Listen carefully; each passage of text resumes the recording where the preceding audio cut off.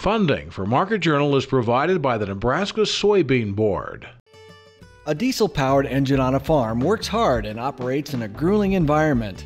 Soy biodiesel fuels stand up to the challenge of powering farm equipment, but are also renewable and environmentally responsible as well. The Nebraska Soybean Board is committed to encouraging the use of soy biodiesel to protect the environment and sustain Nebraska's agriculture. The Nebraska Soybean Checkoff, growing opportunity from the ground up.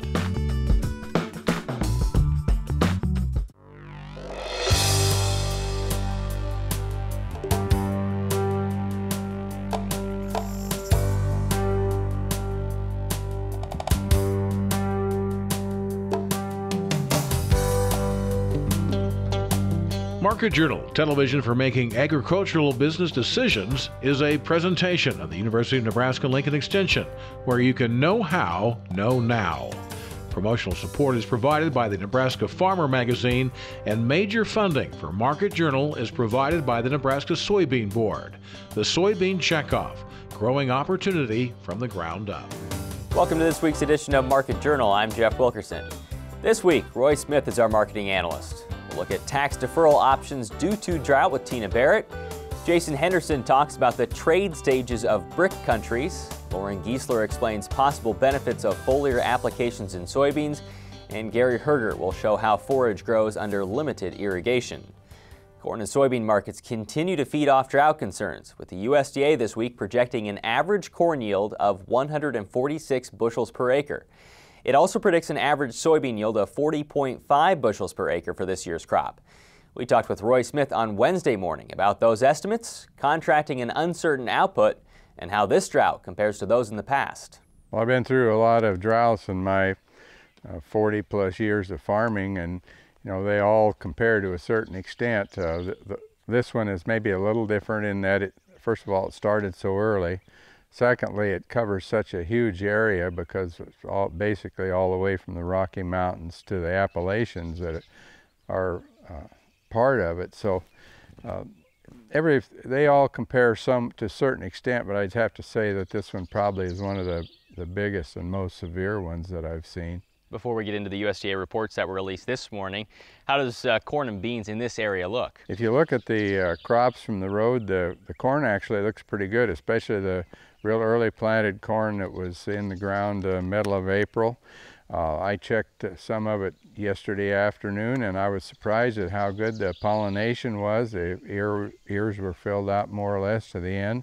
Now there's still time if we don't get moisture for those kernels to abort. But right now I'd say the corn looks okay. The soybeans don't look so good.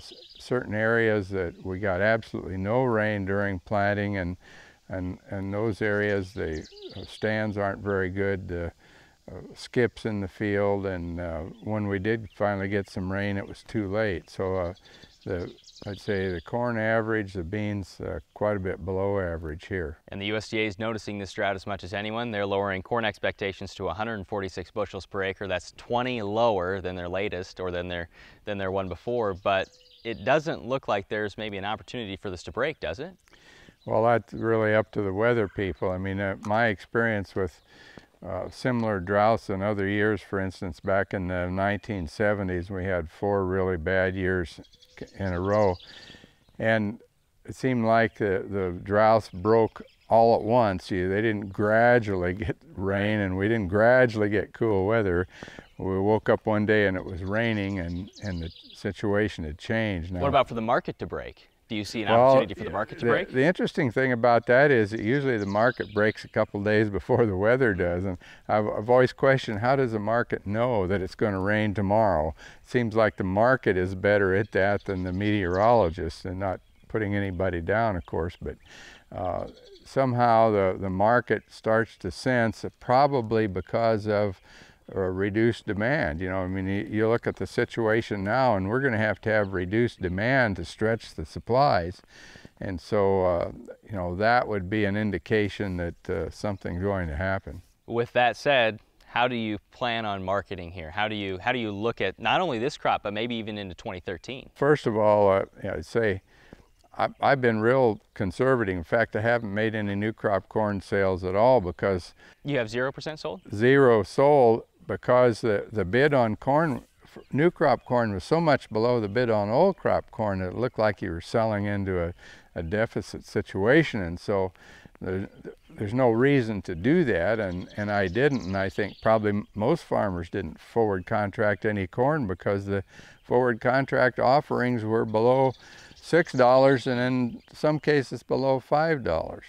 Have a few beans sold at cash beans at $13 a bushel, and sold on the assumption that even with the dry weather we'll be able to we'll get some rain sometime and have some kind of a soybean crop. And but other than that, I'd say you don't sell anything until you're sure of your production, which is probably going to come a little bit later. And it still looks like there's room to grow in the market, doesn't it? Well, it does. You know, I look back at last year's prices of corn, and we had right around Labor Day, we had cash corn over $7 a bushel. And so I sort of had that out there as a target that I might start thinking about making some sales if we saw the cash bid for this fall over $7 a bushel. And as of this morning, it wasn't there yet. The other thing I guess I'd say is, you know, here we are, the middle of July. It's time to be getting all those reports to the FSA office and to your crop insurance, because under these conditions, we sure want to be absolutely positive that we've got our crop insurance in place and that we've got our yields and everything in place for the acre program, because they will give us some help if this thing continues any longer. During a continued stretch of hot weather last year, we looked at how UNL's hybrid maize model was projecting future corn yields. The tool simulates daily corn growth and development and final grain yield of corn under irrigated and rain-fed conditions. The model's outlook for this year is online at the CropWatch website. It shows below average yield for southern sites in the state, but it also shows less affected areas in the north, including a location in O'Neill that's actually above the long-term average. Again, you can see those forecasts at cropwatch.unl.edu. If drought conditions are forcing you to make sales on your farm or ranch, you may be able to defer that income. Tina Barrett from Nebraska Farm Business spoke with us this week about options producers might have. We're certainly going to have crop producers that are affected by the drought, but that's a little bit different because we've got crop insurance that's going to handle that and be no different than what we've dealt with, whether it's a hail loss or a wind loss or a drought loss. So if we've got crop insurance, we do have the option to defer that 1 year. Just a couple of things to be careful with that is it's an all or none election, so all of your crops have to be deferred. And if you did get crop insurance for like your 2011 crop in January of this year, you can't defer that another year. So it was just, you can only get 1 year's deferral out of it. So when it comes to livestock, what are the options that you have for deferring livestock to the next year? Right, so livestock comes into a little different. And this time we have to prove there's a drought. And where the governor asked for 55 counties to be declared disaster areas last week, we have an opening for that. So those counties and anyone around them have an automatic approval for this drought laws. So with the livestock deferrals, we have a 1 year deferral that allows us to defer any livestock sales that are excess of your normal sales to the following year. And it's, as with most tax law things, it's a little complicated in how it's calculated. But if you end up selling 2 calf crops in 1 year, we can get some of that income deferred to the following year and kind of even things back out for you. And like you mentioned in crops, it's all or nothing here as well? It is. It's a calculation. You have to prove how much excess calf sales you would have had in that year. So it's a 3-year average, and you figure out how many normally you would have sold, and that's the amount that you can defer. Just to step back to the definition of drought, there's a possibility that more counties could be declared a drought. Certainly. Anytime we say this, a lot of times there's an initial chunk, and then there's other counties that get added on. So if the drought continues, we might see that if your county's not in it now, it might be by the end of the year. And even if you sold them now, before your county was declared a disaster, you'd still qualify. You mentioned the 1 year deferral for the livestock scenario. What about the 4-year deferral? Right, there is a 4-year deferral, and this used to be 2 years, and with the extended drought we had in the early 2000s, they made it a 4-year deferral. So we have 4 years to replace breeding livestock. It's draft dairy and breeding livestock. So your calf crop this time wouldn't qualify for that, but any breeding livestock that you had to sell in excess of what you would normally cull is allowed to have that deferral of income. And you can have up to 4 years to replace it. And so it takes that gain and reduces your basis in the new ones that you bought. And so, it allows us to have a little bit more time. Essentially a buffer to rebuild the herd. It is. And if we go way out in the future and we think about this drought that continues 5 years, they can extend that 1 year at a time. So if the drought continues, you have until 1 year at the end of the drought to replace those livestock. Now, is it always best to take the deferral to next year, or do you maybe not want to take it at all? Sometimes there's a lot of things that we need to think about. It's always good, everyone wants to defer tax, but there's some things to think about. Like in 2012 is our last year where breeding livestock is going to be eligible for the 0% capital gains rate. If you're in a lower income tax bracket and they're raised animals, there's no sense in deferring a 0% tax and offsetting something that you could get a deduction for in the future. And that you might be in a low income because of the drought, so you might be better off to go ahead and recognize that gain at those low brackets now, offset some higher income in the future. Sort of take the punch later. Exactly. There's different ways to doing that. You also get, if you think about the sale of breeding livestock as ordinary income, not subject to self-employment taxes, but the depreciation from the new animals that you'd buy would offset both ordinary and self-employment taxes. So you could end up getting a bigger deduction for your money in the future than what you're potentially deferring today. So there's some things that everybody needs to kind of take a step back and see if it's maybe better to work that into this year's planning. Tina says because each producer's situation is different, she recommends each person talks to his or her own tax preparer. Brazil, Russia, India, and China make up the so-called BRIC countries. Goldmann Sachs coined the term a decade ago to identify the world's fastest growing economies. It predicted the countries would be 4 of the top 6 economies by 2030. Through the first decade of this century, Goldmann Sachs says BRIC countries accounted for over a quarter of the world's growth in gross domestic product. In Shanghai, we talked with Jason Henderson from the Federal Reserve Bank of Kansas City about the trade stages those countries are going through and how that affects nations such as the U.S. Initially, in terms of the trade stages, they have to have rising incomes as they emerge from a low-income country to a middle-income country. As their incomes rise, they increase their consumption of meat, and oftentimes they do it by importing meat from other countries. At the same time, then they start building up their own livestock sector to satisfy their meat demands, and that in turn over time leads to lower levels of imports. The one real challenge is that most countries haven't been able to increase in their livestock sector and the crop sector at the same time. So when they build their livestock sector, they tend to import grains, import soybeans for feed usage. And then ultimately over time, after a couple of decades, countries have tended to be able to compete in export markets and export livestock products, primarily meats, but also grains. And Brazil's one of those countries. Brazil is now competing with the U.S. in terms of exports, corn, soybeans. Well, what about Russia, India, and China? Where are they in the stages? Russia appears to be fairly along in those stages, more like kind of like a stage 3 situation where they're expanding their internal livestock consumption and production to the point that the import share of consumption is starting to fall. So they're relying on domestic sources to meet their actual protein needs. Right now the big question is are they going to be able to develop their crop sector to satisfy not only their feed needs but also their food needs, and will these gains be large enough that they're going to be able to compete on the market, on a global market? So right now they're at stage 3, looking at how to satisfy their own internal demand. And India and China, we know China is a major importer specifically for U.S. soybeans. Right. China is a little further back in the development process. They're still having rising in terms of imports, both in terms of crops, but also in terms of livestock. And so the question with China is they're working really hard in terms of developing their livestock sector. Will they be able to do that to satisfy some of their own livestock needs and their meat and protein demand? But will they have the water and the technology to be able to produce the feed for that sector? So for these 4 countries, or these 3 countries, I guess, it's possible that they don't get to that 4th stage. It is possible. I think one of the biggest questions that you have in terms of all the BRIC countries is, do they have the internal resources to be self-sustaining in terms of food production? And so a lot of it comes down to technology. Do you have the right technology that's able to boost your yields? And it comes down to water. Are you more efficient in water usage, and do you have the water resources that it needs to satisfy agricultural production? Because agriculture uses 70% of the world's water. Let me step back to China for a second. And I think there are 2 schools of thought on China when it comes to importing soybeans, because they're so far ahead of everyone else. Some say it's great because we know China will always be there, and the other side may say that's good, but what if they go away? The next closest is so far down. Right.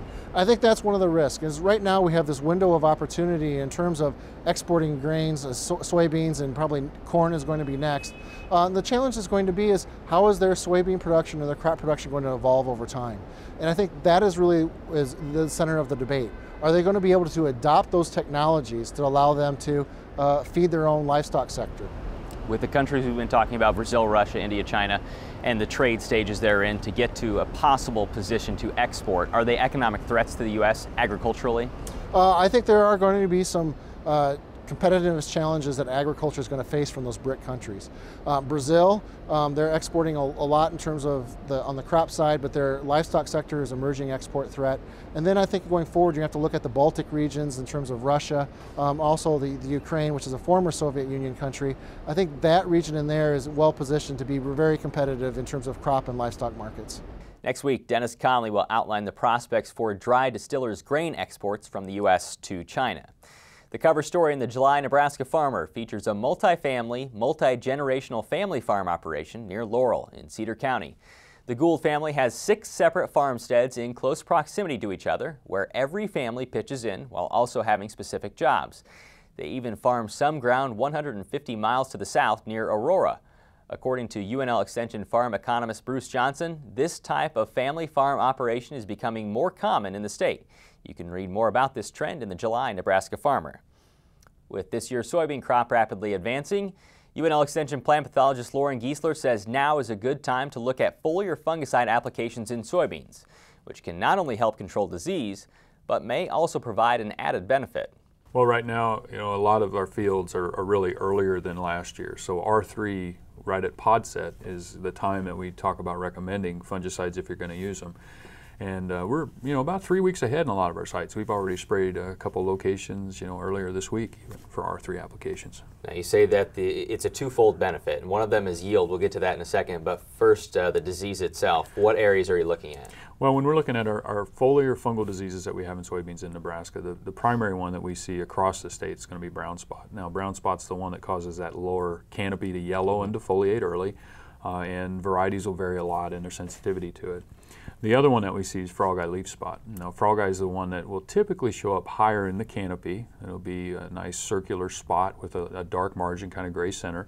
And as the leaves become more mature, they're less susceptible to the disease. So that's why we'll see it up in the canopy as the plant continues to mature.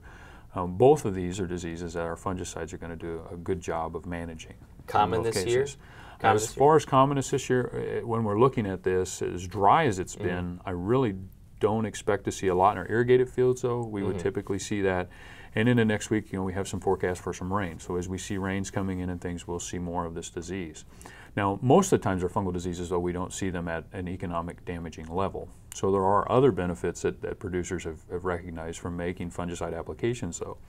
And with that, a lot of times when we're looking at an application with a strobilurin fungicide, which all the main marketed products are going to have, that's where they pick up some yield advantage that, they refer to as many things, plant health response, yield enhancement, however we look at it. But the fungicides have definitely been shown to be able to increase that yield in absence of disease. And you're seeing that yourself. You did some trials during last year's soybean management field days. Yeah, so one of the parts last year at our soybean management field day series was to look at these. And we looked at fungicides and then fungicides with that company's insecticide partner.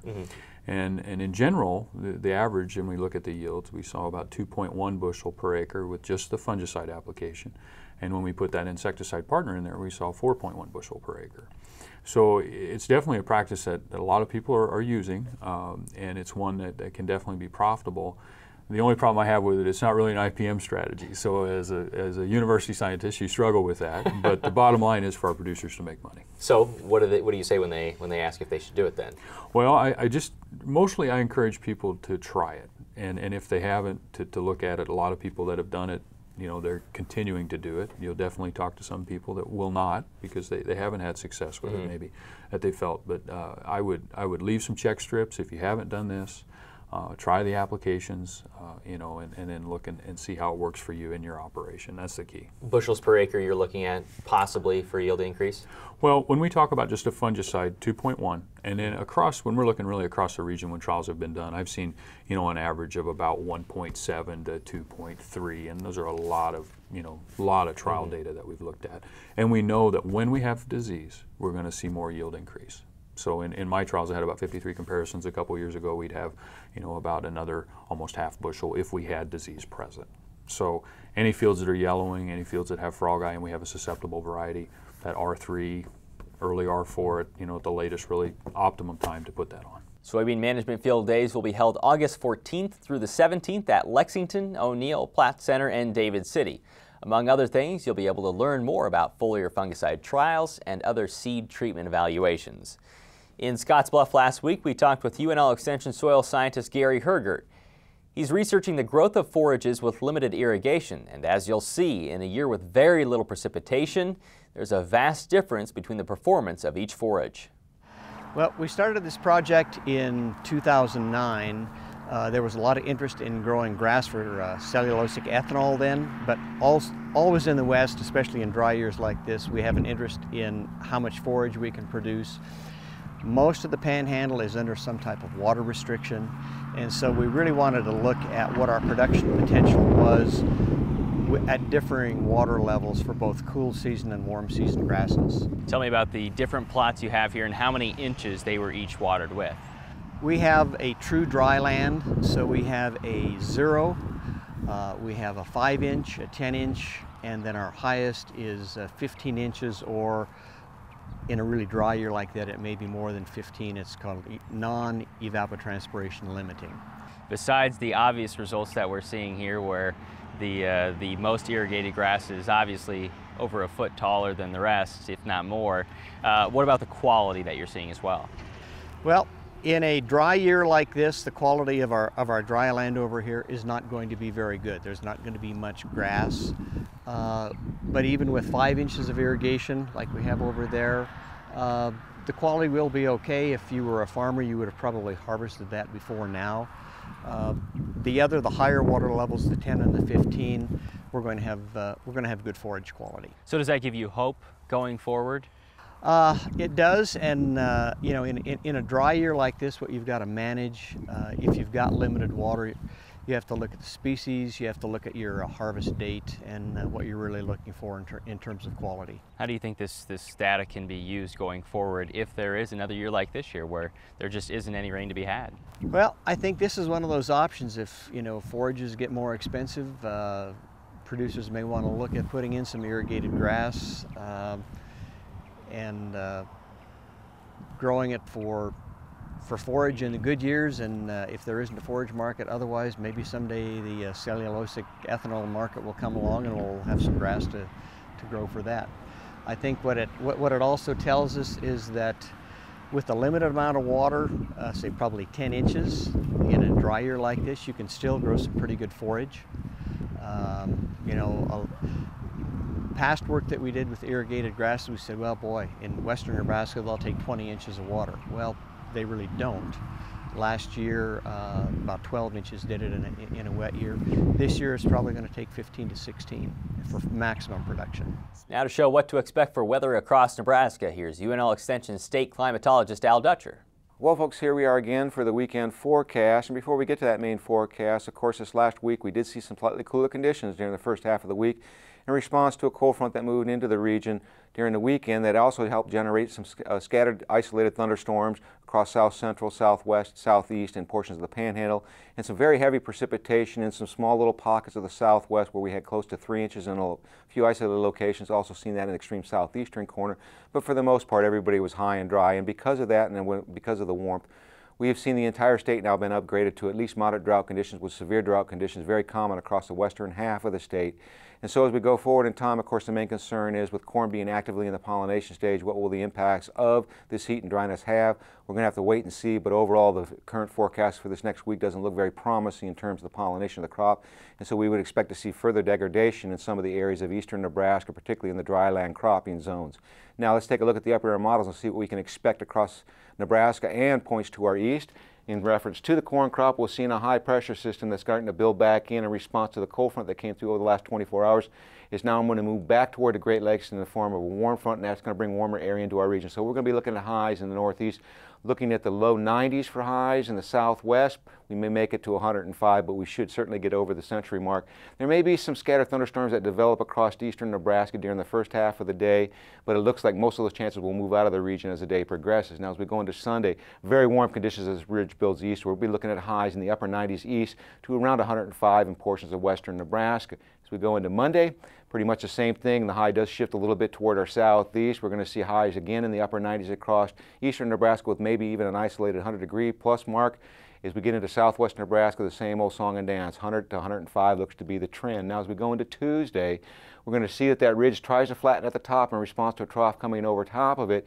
And so we may see a little bit cooler conditions as the day progresses, particularly as we get into the afternoon hours. We're looking at highs that are going to be somewhere in the mid to upper 90s across the north, with 100 to 105 across south central southwest Nebraska, and isolated thunderstorms developing during the afternoon and possibly carrying off into the day on Wednesday as we see a little bit cooler air with a surface cold front trying to make its way into the state. So we're looking at highs in the low 90s across the north to the upper 90s across the southwest. Now, by the time we get to Thursday, we're going to see pretty much similar conditions, but we'll also see that cold front start to lift back as a warm front. So there might be some chance for some scattered thunderstorm activity across northern Nebraska, less so across southern Nebraska. We're looking at highs in the northeast around the low 90s. Again, we'll be looking at the upper 90s across the southwest, and by the time we get to Friday, the ridge tries to start to make its way back in. We'll be looking at highs in the low 90s northeast to possibly 100 to 105 across the southwest. 8 to 14-day forecast continues the warm trend across the northern plains. In terms of precipitation, unfortunately, it looks like the dry conditions for the western Corn Belt will continue into the foreseeable future. Thanks, Al. For more up-to-date information on agricultural news, you can follow Market Journal on Twitter. You can also see pictures from our recent trip to China on the Market Journal Facebook page. Next week, Dennis Conley shows the prospects of dry distillers grain exports to China, and we'll take a look at livestock markets. Until then, thanks for watching. I'm Jeff Wilkerson. We'll see you next week. Join Market Journal online at marketjournal.unl.edu. You can also follow us on Facebook and Twitter. Promotional support is provided by the Nebraska Farmer Magazine. Funding for Market Journal is provided by the Nebraska Soybean Board. The Soybean Checkoff, growing opportunity from the ground up. Market Journal is produced by the University of Nebraska-Lincoln Extension, where you can know how, know now. Funding for Market Journal is provided by the Nebraska Soybean Board. Soybeans are found on dinner tables around the world. Some form of the soybean is found in baby foods, snacks, cooking oils, and many other food items eaten daily. And soybeans provide the protein in the diets for livestock and fish. The Nebraska soybean farmers support research to develop new soy-based products for foods, livestock, and industrial uses through their checkoff dollars. The Nebraska Soybean Checkoff, growing opportunity from the ground up.